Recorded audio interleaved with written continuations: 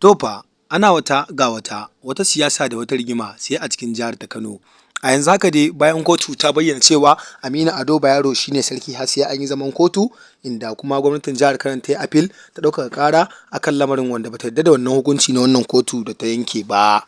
Inda a yanzu haka dai bayan Abba Gida Gida ya sauke Aminu Ado Bayero kotu ta dawo da shi kan karagar mulki.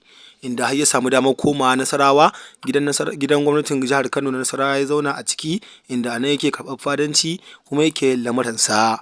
Bayan wannan cikakken rahoto kuma an samu wani sabon labari wanda ya firgita mutane da yawa a cikin jihar ta Kano. Ga dai cikakken rahoton nan kai tsaye yana zuwa muku a cikin wata tasha tamu mai albarka yanzu nan ba tare da ɓata wasu lokuta ba.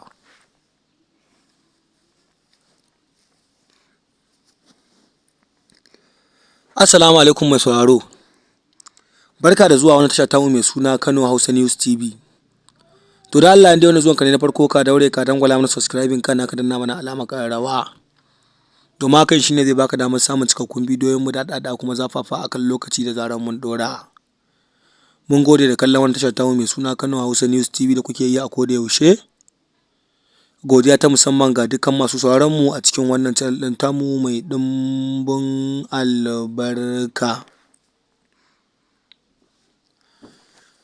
Labari da dumudumunsa, bayan kotu ta bayyana cewa Aminu Ado Bayero shine sarkin jihar Kano a yanzu haka har sai 3 ga wata an yi zama a cikin kotun an tabbatar da me ke faruwa a tattare da rikicin siyasa da kuma rikicin sarautar jihar Kano.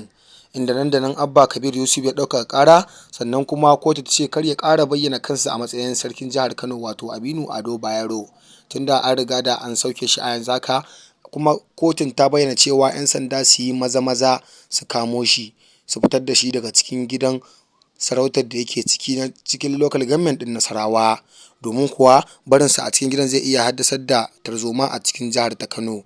Inda a yanzu haka dai wannan sabon rahoto ne wanda ke fitowa daga cikin babbar sashin yaɗa labarai na Dokin Karfe Hausa TV.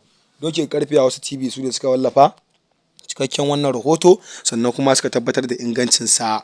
A yanzu haka dai Aminu Ado Bayero ta leko ta koma, inda ba shine sarkin jihar Kano ba a yanzu haka, Sunusi Lamido Sunusi shine sarkin jihar Kano. Kawai ku biyo mu a cikin wannan tasha tamu domin samun labarai a tattare da irin wannan abubuwa da ke faruwa da kuma siyasa da kuma labaran masana'antar Kannywood.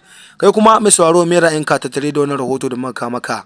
Ya kamata a ce ka turo mana sakonka ta hanyar zuwa kasan bidiyon namu kai mana comment, domin kuma muna yin duba da sakonnin ku da ku saba aiko mana a koda yaushe da zarar mun dora muku bidiyon mu babu kakkautawa. Ku ci gaba da ziyarta gami da bibiyar wannan channel din tamu mai suna Kano Hausa News TV domin samun labaran duniya, labarai daga cikin masana'antar Kannywood da kuma labaran siyasa gabaki daya. Mun gode da jibirin kasancewa da mu da kuke a koda yaushe da zarar mun dora muku bidiyon mu babu kakkautawa. Mun gode sosai da sosai da gudunmawar kallo da kuke kawo mana a koda yaushe wannan tasha tamu mai albarka gami da inganci.